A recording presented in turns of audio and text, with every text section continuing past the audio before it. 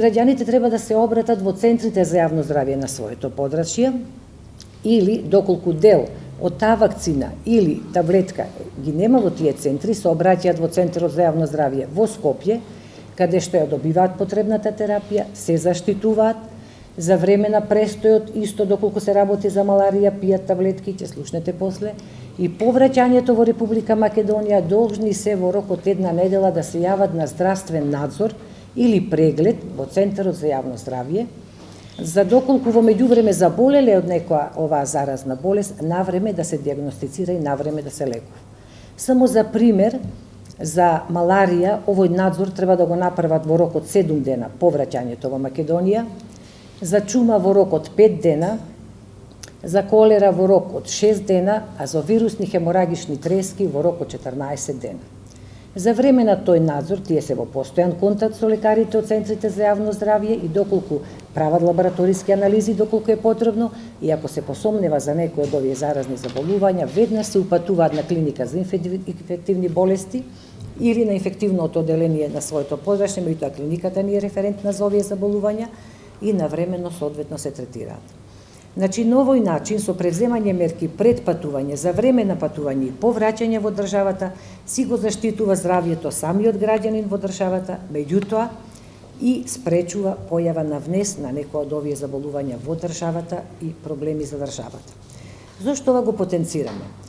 Имаме сознание како држава, како Министерство за здравство, дека имаме се повеќе импортирани или внесени случаи на маларија во државата. Вкупно од 2002 до ден денес имаме 16 случаи на маларија кои што влегле во државата. Во минатите години биле по еден или ниеден случај, меѓутоа 2012 година сме имале 5 случаи на внесена импортирана маларија од надвор во државата, а оваа година во тек на јуни месец имаме пријавено 2 случаи на маларија кои што биле на меѓународни патувања во Гана и Сиера Леоне. Овие 2 пациенти не се јавиле на такви превентивни прегледи во центрите за јавно здравје, не им е дадена хемиопрофилакса, не земале антималарици, а доколку ги земале навреме и за време на престој и по враќање, немало да дојде до случај на маларија. Значи, маларијата ендемски се јавува во преку повеќе од 100 земји, кои годишно ги посетуваат околу 125 милиони туристи. Тоа се земјите во тропските и субтропските области на Централна и Јужна Америка, Карипските острови, Африка, Азија, тука вклучувајќи и Јужна и Југоисточна Азија и Блискиот Исток и Југозападниот Пацифик. Значи, според податоците од СЗО, годишно околу 30.000 патници кои доаѓаат, заболуваат од маларија, а доаѓаат од земји каде што маларијата не е ендемска. Значи, патници што патуваат. Значи, во текот на 2012 година, низ Центарот за јавно здравје Скопје имаат поминато околу 1916 меѓународни патници, од кои хемиопрофилакса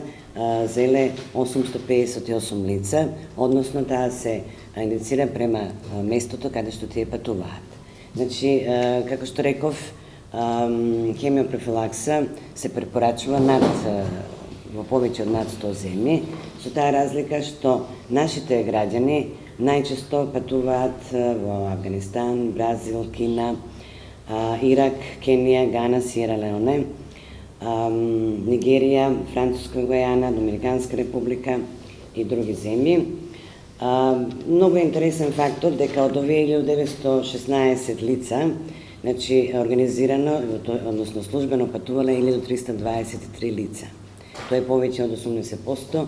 кои оделе на службени патувања. Дали системот, дали клиниката, као нејзин синоним, е подготвен за справување? Одговорот е да. Во овој момент, за сите овие болести за кои што имавме прилика века да слушнеме, системот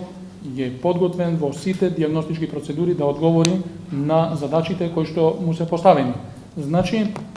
со оглед дека за ваква една проценка, примерно се користат клинички и епидемиолошки индикатори, клинички и епидемиолошки параметри, клинички и епидемиолошки критериуми по кои што ние постапуваме, секако дека лабораториската диагностика, која е дел од лабораториските исследувања во Институтот за јавно здравје, и имаме повратна информација, е подготвен исто така да одговори на овие ризици. Морам да ви информирам дека сите овие клинички синдроми за кои што сега зборуваме, па и овие ново појавени, па и емергентните, имавте прилика да слушнете во минативе години, појава на западно-нилска треска, West Nile, вирусна, особено невроинвазивните варијанти нејзини и други,